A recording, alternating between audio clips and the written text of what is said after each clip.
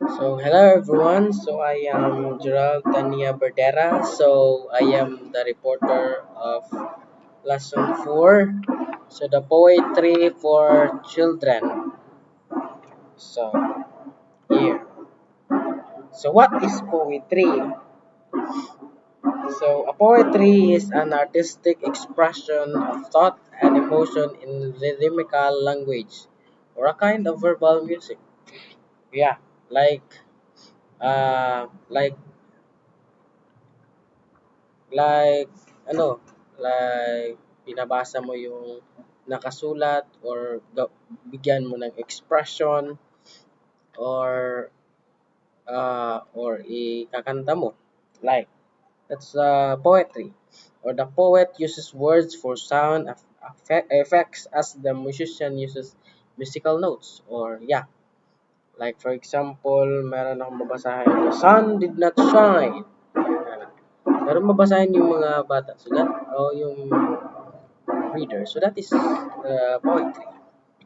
So next is the quality of poetry. So the quality of poetry is, first is poetry has musical and rhythmical qualities that children enjoy. Yeah, no, ang poetry is meron siyang musical and rhythmical. What is the rhythmic? Rhythmic is meron siyang rhythm or music, meron siyang um, meron siyang kanang rhyme. Oh, na merong Y sa last. For example here, the cat in the hut. So by Dr. Seuss. So the sun did not shine. It was too wet to play. So we sat in the house all that cold wet day. So no, like nasa ka ng kon ba? Like um naman siya ka ng music I think or kanta bagan ini. Oh, ini nga example. Yeah, asa ka mga read anang balik-balik ng mga words nga ma-enhance ang mga baba sa mga bata. And also, second is poetry appeals to the imagination. Yeah, maka-imagine gid ang mga bata like for example sa ilang gibasa nga poetry. Then ang ilang poetry is all about ilang poetry is all about kanang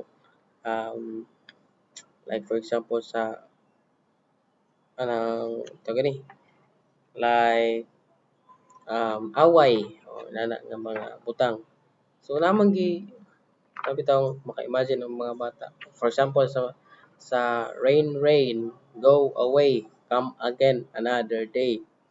So inana nga mga kuan, inana nga mga poem. So maka kuan gid ang mga bata makauna kung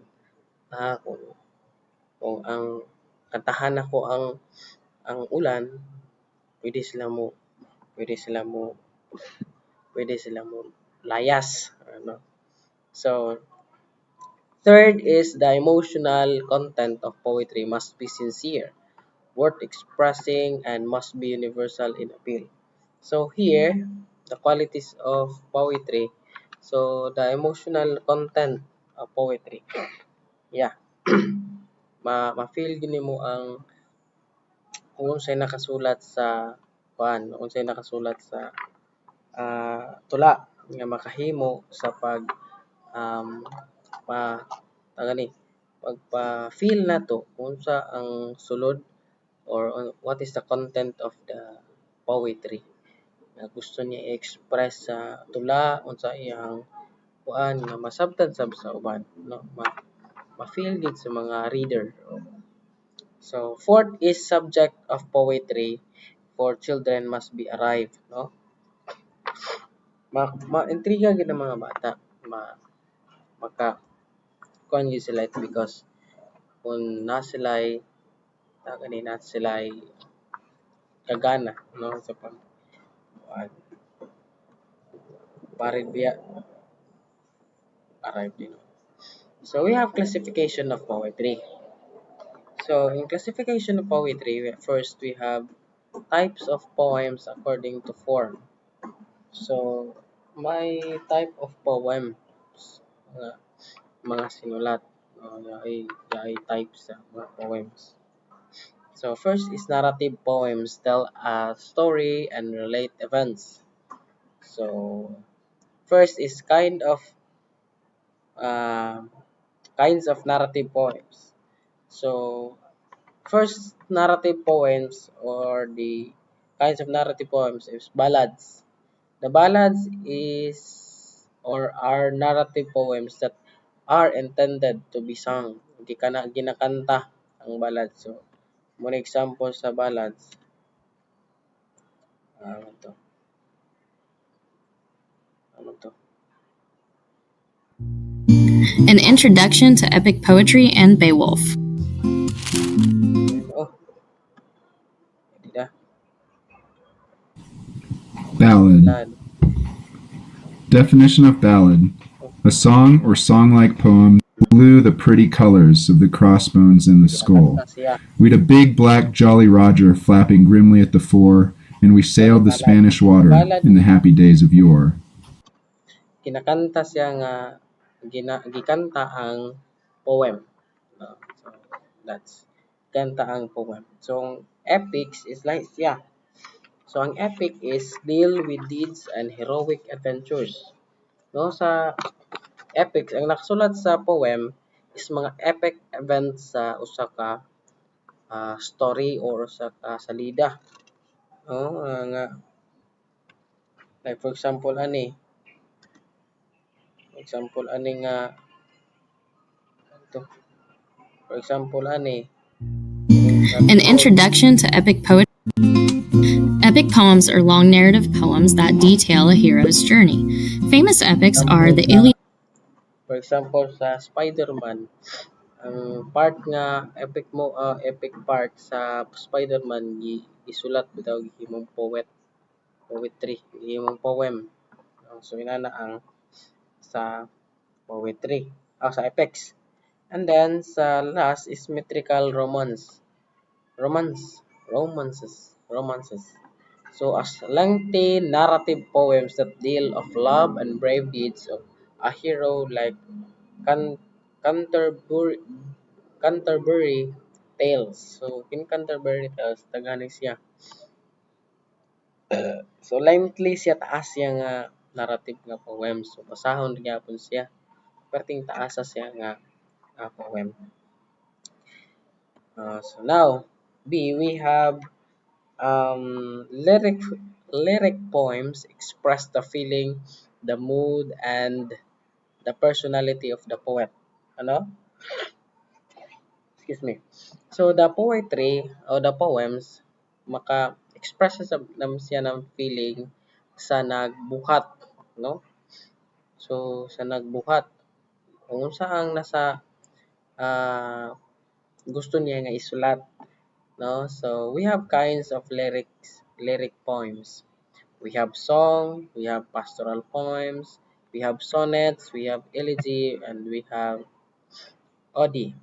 So in songs, poems that can be sung, no? Ang mga um, poetry o mga poem nga ginakanta. For example, aning sa Song to Cecilia, no? For example, ana siya, kanta na siya. No? Nasay ang iyahang gibati, iyahang gihimuan niyang poem, and then iyang gikanta. No, gikanta siya ba? Ngayon nagkanta yaon siya. So second, ito. Nawa na. Ano to? Daot. Ano to? Edida. Edida.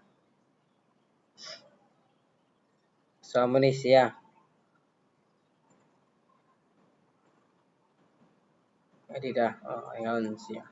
So second is pastoral poems. So in pastoral poems are about shepherds and rural scenes, like A Passionate Shepherd to His Love by Christopher Marlowe. So yan siya, inaning nga ko ano.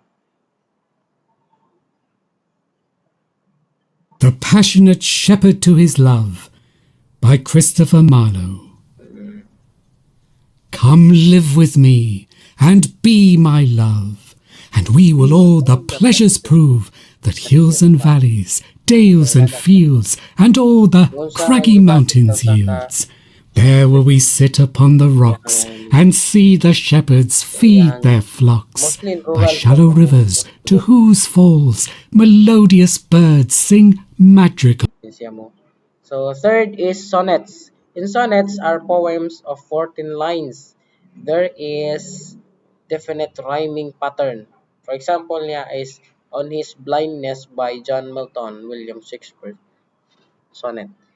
So, yeah, mo ni siya. 14 siya ka line. So, nasa ka ng kuan, ka-rhyme. Spent, ka-rhyme sa spent bent, ka-rhyme sa wide is hide. So, inanay siya. So, 14 yan siya ka-slide. O ka-line. So, what is sonnet? And ang elegy is a meditative poem that expresses grief or deals with sorrow and death. So that the definition itself more on kung ano siya kanang pag more on kaguol ang elegy. So there are poetry nga nag-express sa ilang kalipay, nag-express sa siyang passion sa iyang minamahal. No? So elegy is nagpakita sa iyang kagul-anan. So for example lamang aning sa Little Boy Blue by Eugene Field. Ayun siya. The little toy dog is covered with dust, but sturdy and staunch he stands. Kaguol nga And the little toy soldier is red with rust, and his musket moulds in his hands. Time was when the little toy dog was new, and the soldier was passing fair. And that was the time when our little boy next kita, we have ode. So it's a form of lyric poetry expressing emotion and it's usually addressed to someone or something, or it represents the poet's musings on that person or thing. Ode to Nightingale. So nasa ka nang kuan bitaw gi-addressan like gisultian nga kuan or nagrepresent ana nga mga butang. No? So we have 5 lyric poems. No, we have songs, pastoral poems, sonnets, elegy, and ode. So next we have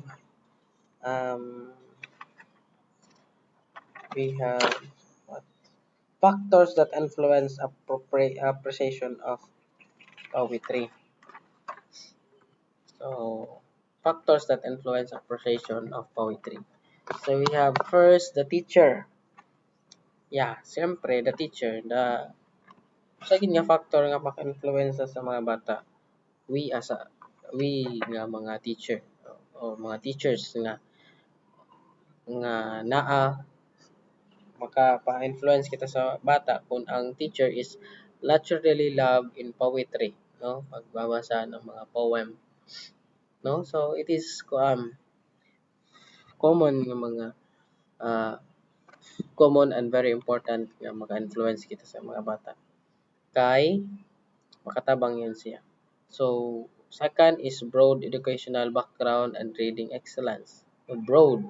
So lapad ang iyang educational background in reading, sa excellence. So yun, makatabang yun siya. Background of fundamental general information, familiarity with miscellaneous allusion. Then the teacher, yun siya, ang upat sa teacher. And sa pupil is, the teacher must know the pupils well, their levels of interest, their varied background, and responses. Yeah, we, the teacher good, no? Iyag yun nga, ilaylahon, o iyag yung, ang nakailain ng mga background sa mga students and responses, ng mga interest, levels sa interest, ilang pag-eskwela, para dito kita makasuot sa ilang sa ilaha nga pag-introduce sa poetry, pagbasa-basa sa mga tula, no? So the teacher must be quick to exploit every possibility of enhancing application of poetry. So now there are different activities that children can involve themselves in poetry, no? Ano to?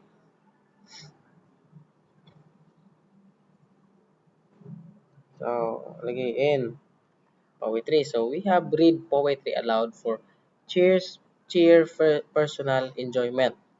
So yeah, kinahanglan yun niya atong kusgan ang pagbasa and also gamitan sa natong facial expression para feel ginato ang atong gibasa ug ma-enjoy sa nato ang atong gibasa or ang poetry. Then memorize favorite lines or stanzas of poems to store in their memory treasure chest from which to draw in their later years, no? So di ba kabantay kita sa tong pagka elementary nga naay ipang pa-memorize sa ato sa si teacher sa mga mga poetry ang mga poems na atong i-present like nga alam ito mahinumduman nato tungod sa mahinumduman nato ang mga poetry nga atong ginakuan. So this is the mga activity memorize, basa, and also set up scrapbook on which they paste clipping of favorite poems from magazines, postcards, calendars, and anthologies. So fourth, we have participate in the illumination contest, speech, choirs, or choral speaking. So yung mga participation sa mga pag-participate sa mga bata. For example, sa buwan ng wika, nutrition month, so ay mga inana pag-participate para ma-involve sila para ganahan sila bitaw. So fifth, we have join poetry reading clubs. 6, attend dramatic presentation. Nagana nga mga activity. Interpret the meaning and rhythms of poem in a pantomime or interpretative dance. So inana nga makuha. Like for example sa mga poetry nga ato bitong ipa pantomime sa ila, ipa-act sa ila mo na. So 8, make their own simple melodies and poems. Like ipa-create nato sila mga simple ra pud nga mga poetry like kung ikaw ay may basura, ilagay mo sa tamang lagayan. Chars. Pero, and 9 is make a story. Yeah, then 10 is interpret poetry through drawing or illustration. So, yung mga different activities nga pwede kita ma-involve sila ilang kaugalingon sa poetry. So, values of poetry. So, there are values ang poetry. So, dili lang kay pa-char-char lang siya ang poetry. So, naa siya value. Or na siya mga kuan. So, the value of poetry is first is enriches children experiences, no? Kuan yun nato ang mga experiences sa mga bata. Like for example, sa activity kagaina, damo siya yung mga activity. So it is very important for us to involve them sa poetry para kuan ba gid ang ilang mga experiences, madungagan ang ilang mga experiences. Second is develops correct and develop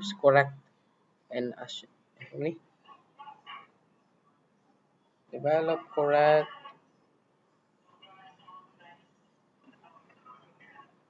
enunciation and pronunciation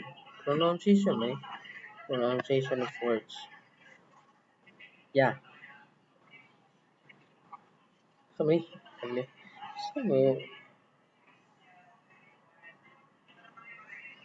basta develop correct murag recitation, sorry.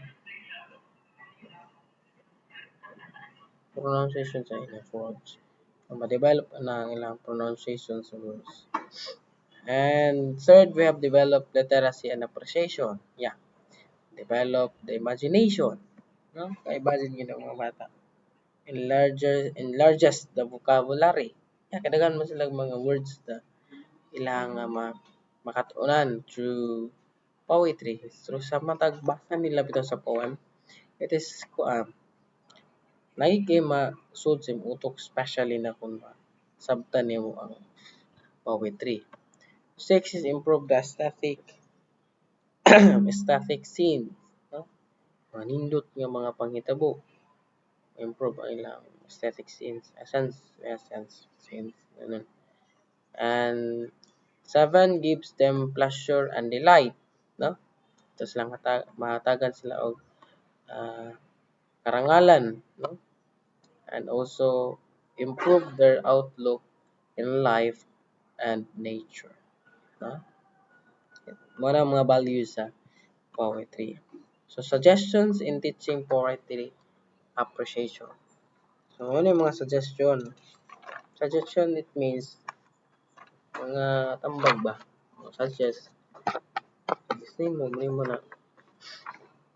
So, depende na sa strategy ng teacher. So, first we have do not assign a poem for home preparation. Dili ta mag-assign og poem for home preparation. No? Dili natin sa school. No, kay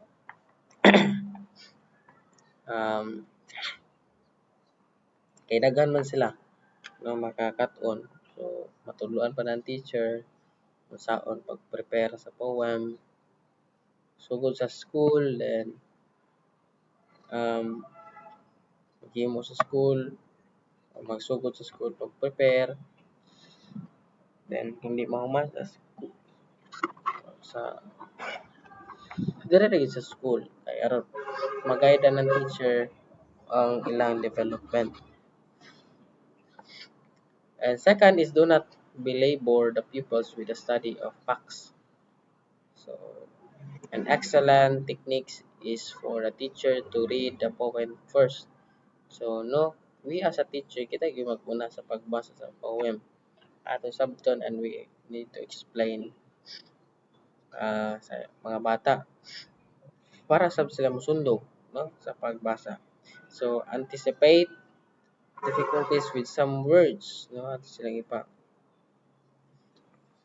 silang explainan sa mga lisod ng mga words nga ilang masugatan. So, make it natural and habitual practice to read poetry to children. Yes, natural and habitual. So, muna itong natural tayo. For example, kada buntag, basa itong poetry sa mga bata. Yan. Ilahi nga mga poetry, matagalog man or English. Yan. So, while reading or reciting the poem to children, the teacher can stand or sit and have the children sit comfortably and relaxed too. So, nagita mag-abay silang kilid kung mag-recite kita.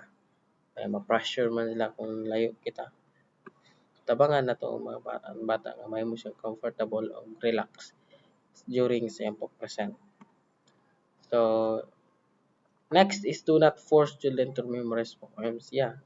It is very important nga ma-appreciate makuan ang mga bata ay dili na to sila pugson pag memorize sa mga poems kay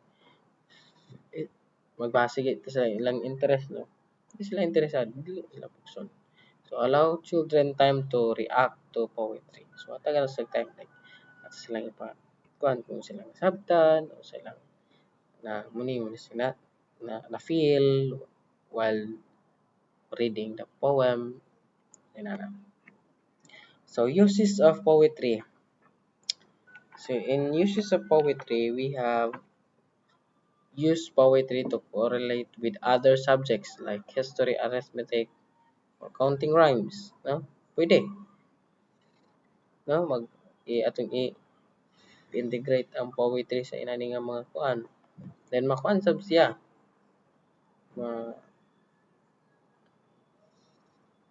Then second is to commemorate certain events, historical events, holidays, Christmas, New Year's, etc.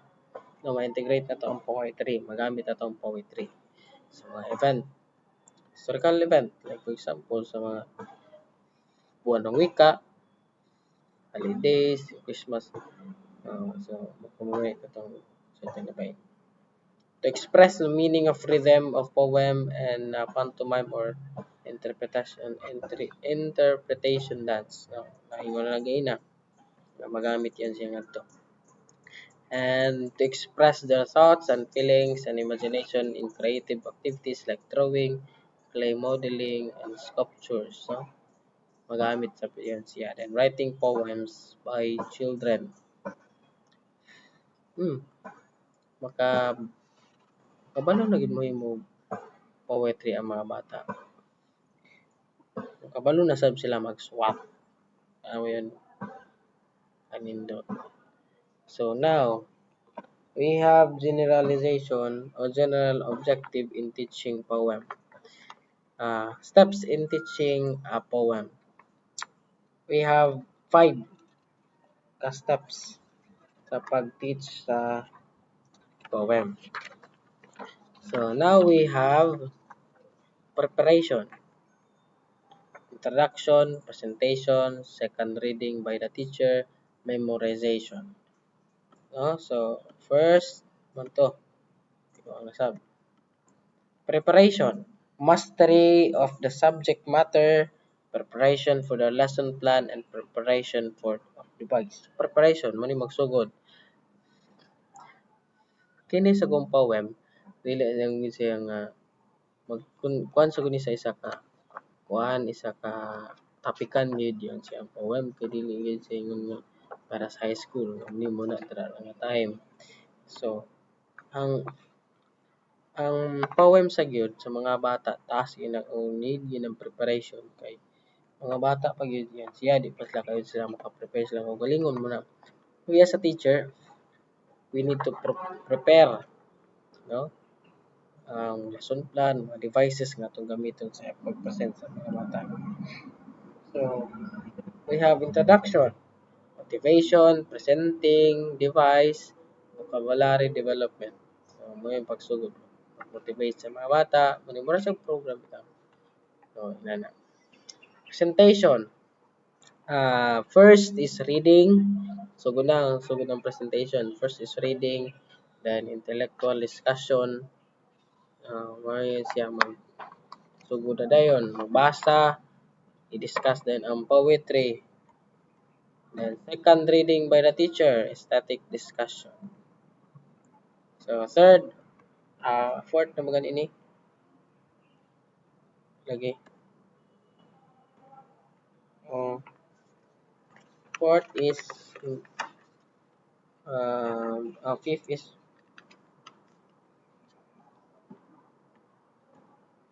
memorization. We have memorization.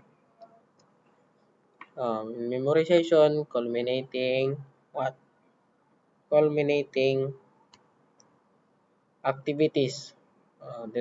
Drawing, composition, production, oral reading, or choral speaking. Drawing sila, ipakompose sila, mag-production sila, or mag-choral reading sila. O magsabay pagbasa o pagsabay pagstorya. Yan sila. So, in meaning, we have culmination, and motivation. So, in culminating is a climax of your teaching. Wait na. And culminate is connected to appreciation. And in motivation, it is the general recognized in ordinary experiences that motivate occupies an important place in human learning, Motivation is a simply moving power that elicits by good used effort to learn or to do things. Yeah, motivation, it is very important for the children, especially na sa ilang pagbasa sa poem. Kailangan nila siya motivate natin, like like motivation nga we as a teacher nga mahimo nga role model to them to make them motivate to read the poem. Kay magikan sa gid ang motivation sa ato. Kay kita sa implement ang poetry sa ilaha. So we have three types of motivation: psychological motivation, conscious motivation, and social motivation. So siya mga types of motivation nga atong apply nga to sa mga bata nga during sa ilang pag-eskwela na sila makatunan sa poetry, daghan silang makatunan sa poetry while bisan napa sila sa murang edad. So that's all for today. That's my topic for poetry. So I hope and I pray nga namin nakatunan